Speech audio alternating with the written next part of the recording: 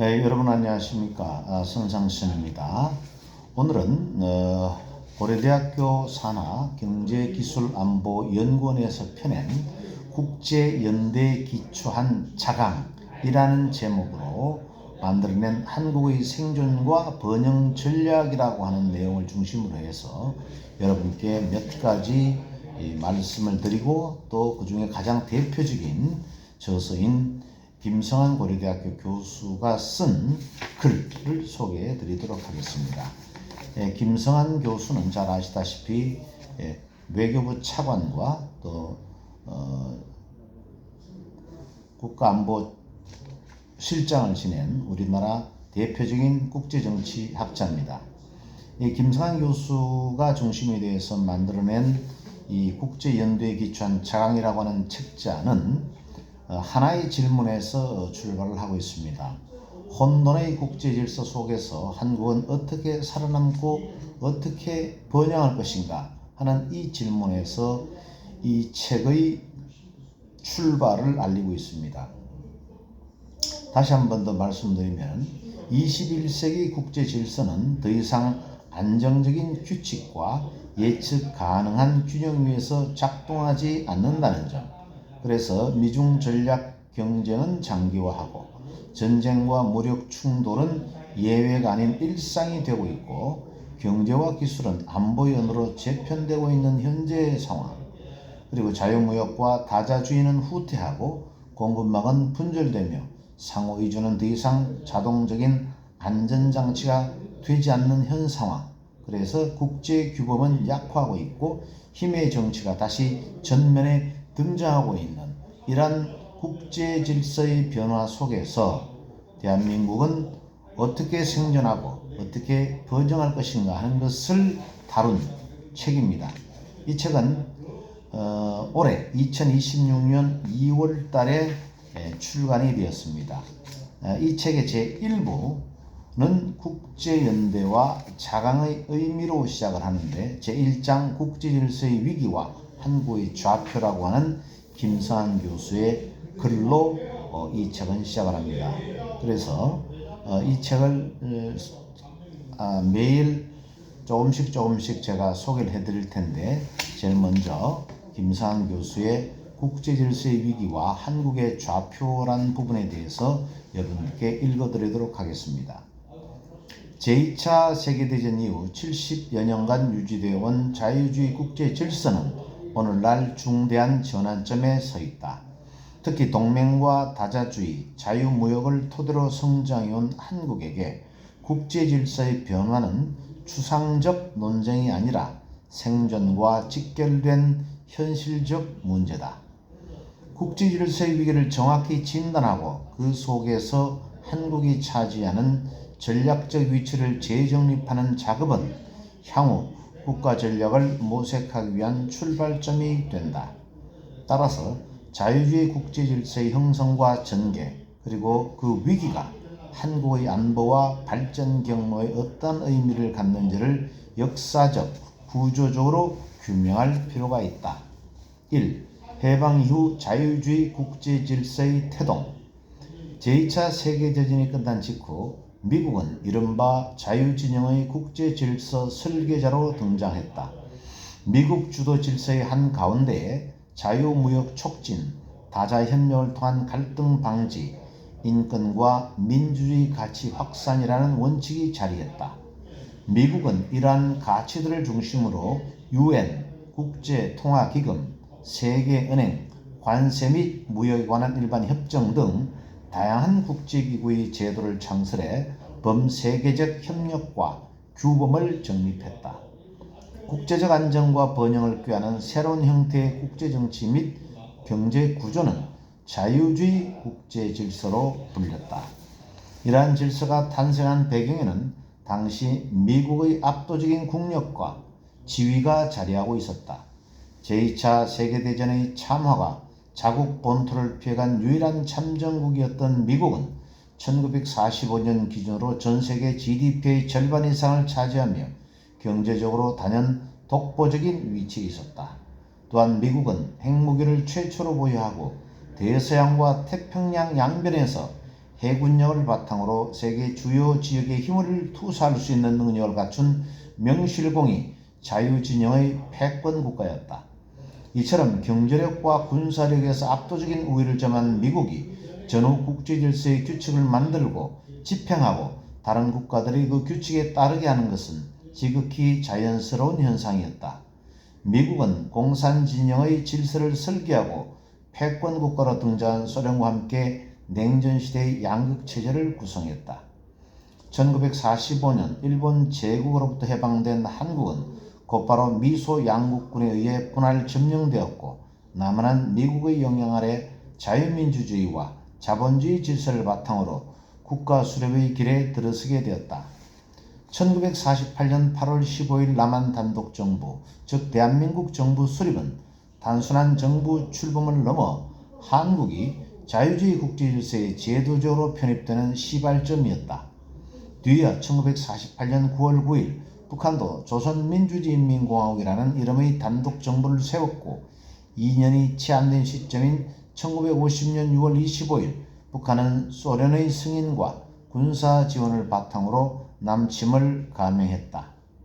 한국 전쟁이 발발하자 미국은 유엔 안보리 결의를 주도해 1950년 7월 7일 다국적 유엔군을 창설했고 이를 바탕으로 직접 참전해 한국을 공산주의의 위협으로부터 지켜냈다. 이로써 1950년 1월 10일 발표된 미국의 아시아 방어선인 에치슨 라인에서 대만과 함께 제외되었던 한국은 한국전쟁을 계기로 자유진영의 최전선이자 전략적 요충지로 자리매김하였다. 이 한미동맹 체제 수립과 한국의 발전 1953년 7월 27일 정전협정 체결 직후인 10월 1일 한미 상호 방위 조약이 체결되면서 한국은 미국과의 군사동맹을 공식화했다. 특히 1954년 11월 17일 체결된 한미 합의의사록은 상호 방위 조약을 실질적으로 발효하기 위한 군사 및 경제협력에 관한 부속 합의 문서였다. 이에 따라 한국군은 유엔군 사령부의 작전 지휘권 아래 두기로 하고 미국은 이에 상응해 한국에 대대적인 경제 및 군사 원조를 제공하기로 약속하였다. 이 합의는 한미 간 작전 및 재정 협력의 기본 틀을 정립하는 계기가 되었다. 그러나 북진 통일 의지를 불태우던 이승만 정권에게 합의 의사록은 중대한 걸림돌이었다. 한국군이 유엔군 지휘 아래 놓이게 됨에 따라 한국군의 단독 군사 행동은 불가능해졌기 때문이다. 대신 한국은 미국을 통한 집단안보, 즉 국제연대에 기반한 방위 전략으로 방향을 정하게 되었다. 그 결과 한미동맹은 냉전기 동안 자유주의 국제질서 내에서 한국의 전략적 지위를 공고히 하는 받침대 역할을 하게 되었다. 냉전기 한국은 미국 주도의 안보 질서에 편입됨과 동시에 미국의 원조와 시장 접근, 기술 지원을 발판으로 경제 성장을 본격화할 수 있었다. 미국의 대규모 경제 원조를 통해 1950년대 후반부터 1960년대 이르기까지 산업화의 기반을 다진 한국은 수출 주도형 경제개발 전략으로 전환했다. 이 과정에서 가트 체제를 통한 세계 무역 질서에 점진적으로 참여했다. 특히 섬유, 전자, 조선 등 경공업 및 중화공업 분야에서 경쟁력을 확보하여 미국 시장을 주요 수출 대상으로 삼아 본격적인 산업화를 추진하였다. 이 과정에서 한국은 자유주의 국제 질서 하에서 외자 도입, 기술 이전, 시장 접근 등의 측면에서 대표적 수혜국이 되었으며 국가 주도의 개발 전략이 국제 질서 내에서 실험적으로 적용된 사례로 평가받기도 했다. 이러한 수출 지향적 성장 전략은 이후 한강의 기조로 불리는 고도 성장의 토대를 형성하였고 한국은 단기간 내에 개발도상국에서 신흥공업국으로 도약할 수 있었다. 정치적 측면에서 한국은 자유주의 국제질서와의 제도적, 규범적 정합성을 점진적으로 심화시켜 나갔다. 1970년, 1980년대 권위주의 시기에는 정합성과의 괴리가 발생했으나 1987년 6월 항쟁을 통한 민주화는 단순한 정권 교체를 넘어 정치 체제 전반에 자유주의적 규범, 즉 시민의 기본권 보장, 정치적 다원주의, 권력에 대한 견제가 제도화하는 계기가 되었다. 이후 반복된 평화적 정권 교체와 민주주의 제도의 안정화를 통해 한국은 자유주의 국제질서의 핵심 규범을 수용하고 내면한 국가로 평가받기에 이르렀다. 인권, 표현의 자유, 법치주의와 같은 자유주의적 가치들이 제도적으로 정착되었으며 이는 국제사회에서 한국의 외교적 신뢰성과 규범적 정당성을 강화하는 기반이 되었다. 이처럼 해방 이후 한국은 자유주의 국제질서의 군사적, 경제적, 정치적 구조에 빠른 속도로 편입되었다. 미국과의 동맹을 통한 안보체제 통합, 세계 자유무역 질서와의 경제적 연계, 민주주의의 제도화는 각각 한국의 안정적 발전과 선진국 도약을 가능케 한 핵심 조건이 되었다. 한국의 발전 경로는 국제 정치 경제 이론 중 하나인 발전론에 부합하는 사례로 종속 이론에서는 논쟁적 사례로 간주되었다. 1980년대 라틴 아메리카 사회과학자들을 중심으로 전개된 종속 이론은 세계 경제를 중심부와 주변부의 구조적 착취 관계로 설명하여 주변국의 독자적 발전 가능성에 대해 근본적인 회의론을 제기하였다. 그러나 한국은 대만과 홍콩, 싱가포르와 함께 종속 이론의 일반화에 도전한 사례로 주목받았다. 이들 나라는 중심부 자본주의 국가에 일정 부분 종속된 위치에 있음에도 불구하고 국가 주도의 산업화 전략과 수출 중심의 성장 정책을 통해 실질적인 경제 발전을 달성하였다. 이에 따라 한국은 종속적 발전을 이룩한 일종의 예외 국가로 간주되었다.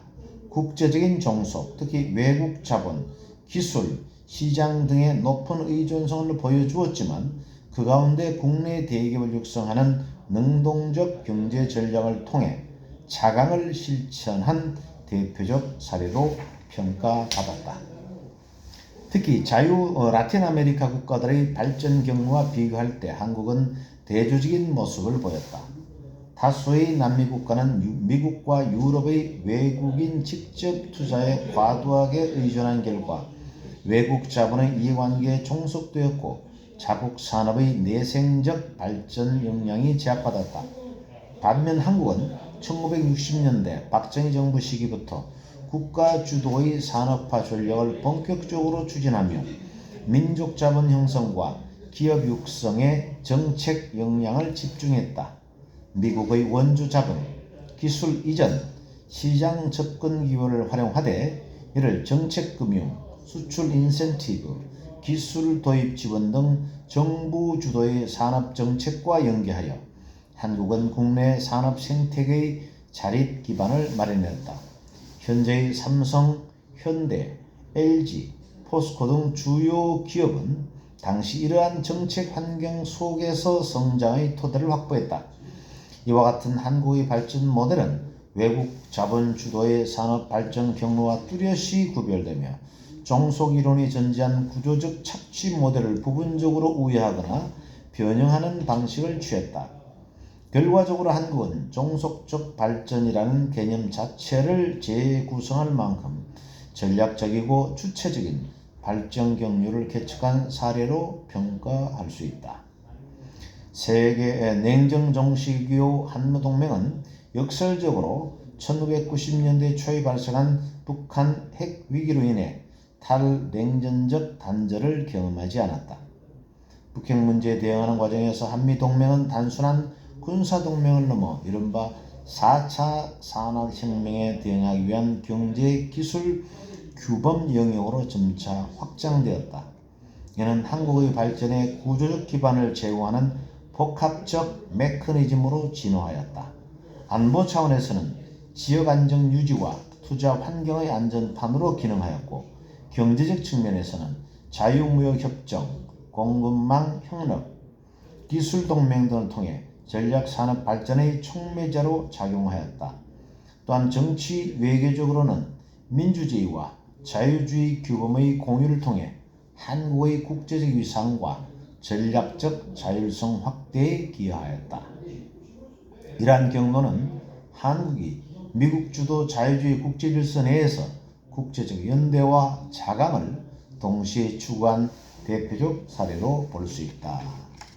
지금까지는 고려대학교 김성한 교수가 쓴 국제연대에 기초한 자강이라는 그런 책지 안에 제1장 국제질서의 위기와 한국의 좌표라고 하는 글의 제1 번째, 2번째 패러그래프를 읽어드렸습니다.